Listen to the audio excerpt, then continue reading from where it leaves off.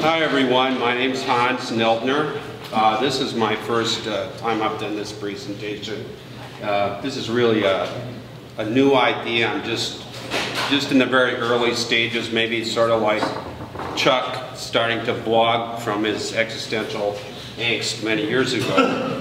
So please bear with me, it's not very smooth.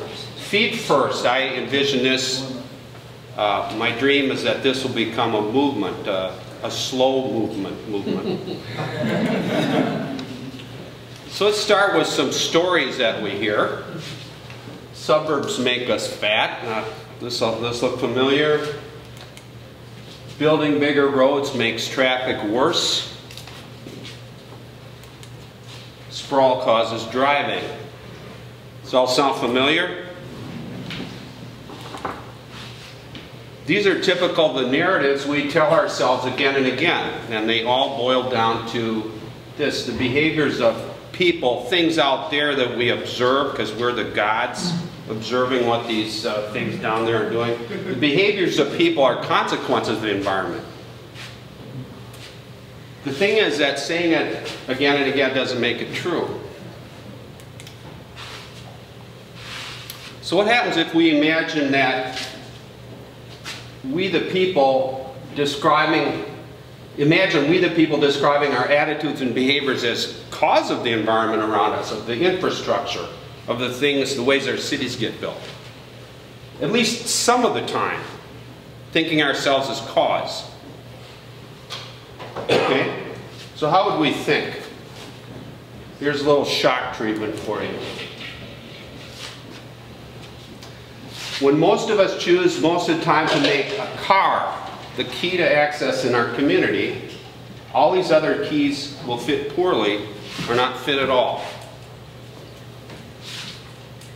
That's not a very pleasant thing to tell ourselves, but I think it's useful to think this way some of the time, especially if you're a person who is saying, I want my community should be walkable, there should be it should be bike friendly, there should be transit. If you're a person like that, I suggest that thinking some of the time this way and getting other people to think this way some of the time is essential to build the basis of transforming the world around us.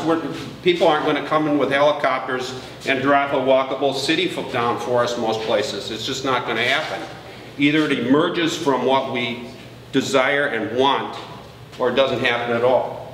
And the thing is, we describe ourselves as we make choices. Driving is a choice. Our choices have consequences for people who live in our midst and people who can't. I think this is the one that is so easy to forget. There's so many places where people who can't drive don't fit. And this is something I've developed and said numerous times now to elected officials as high as legislators in the state of Wisconsin. A significant and growing number of our fellow citizens cannot drive, don't qualify for a driver's license, or maybe your grandpa, God, you're some old person, you don't want him driving. Can't afford a car or one car per worker in the household, don't have family or friends or staff to chauffeur them, or don't want to drive everywhere for whatever reason. Here's a question we can ask ourselves. And I think I'm sort of preaching to the choir here. What would it be like for such a person to live where I live and shop for groceries while pushing a baby stroller? What would that be like? How many of us ask ourselves that? How many of our neighbors ever bother to ask themselves these questions? What would it be like for a person who can't drive, can't afford a car, doesn't have someone to chauffeur them, to live where I live and do the simple, basic thing, one of the most basic things we all need, shop for groceries? Well, here's some responses that maybe we don't always verbalize them, but this is what it comes down to. It's not my problem. I couldn't always drive. It's someone else's problem. People who can't drive should go live in cities where they have buses. Oh, everything is too far away to walk. The roads are too dangerous to bike. I don't have the time. The government needs to do something. Let's go back to the question. What would it be like? How could we possibly answer that? One is, I already know. I do it. Maybe that's you. Or you might say, I don't know, and I don't want to find out. Or you could say, I don't know, but I'm going to learn. And that's where I want to move people. Because the thing about it is, we're serious about welcoming these people to live among us. Then we have to be unreasonable with ourselves. Being reasonable isn't going to do it. Waiting for someone else to come in with a helicopter and drop this wonderful walkable community down there for us isn't going to do it. We, at least some of us, have to be out there trying, seeing what doesn't work, or what works well, what is really a pain in the butt, what's scary as hell. And the other thing is, you really can't see what the impact of driving is on the world outside from the inside of a car.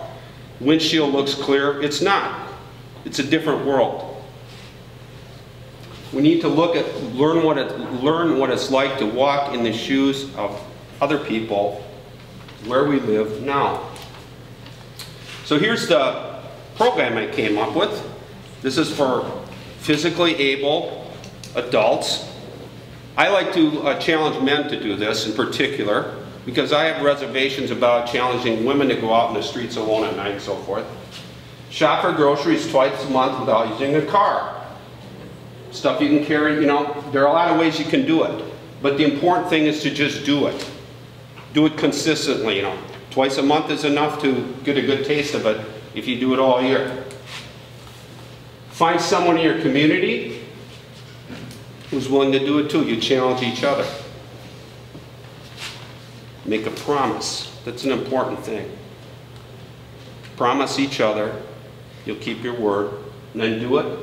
And talk about it. I mean, I can say from my own experience, the scales fell from my eyes in a lot of ways. I was like, oh, I'm living in a different world. We need to, there's so much going on, so many things we don't understand. They're different in all different places in the world. We need people living in a place who try. Those are the people, those are the people who can envision how we transform our places so it works for other people. Now here's the last thing. This is where it gets fun. If you get enough people who are doing this, then you can go to your community leaders and challenge them. Mayor, we challenge you to walk to the groceries, get your groceries twice a month without a car. Give us a promise. If enough people show up, they'll do it. And you won't believe how fast things change when our town boards and school boards and executive committees start to experience life on the other side of the windshield. That's me.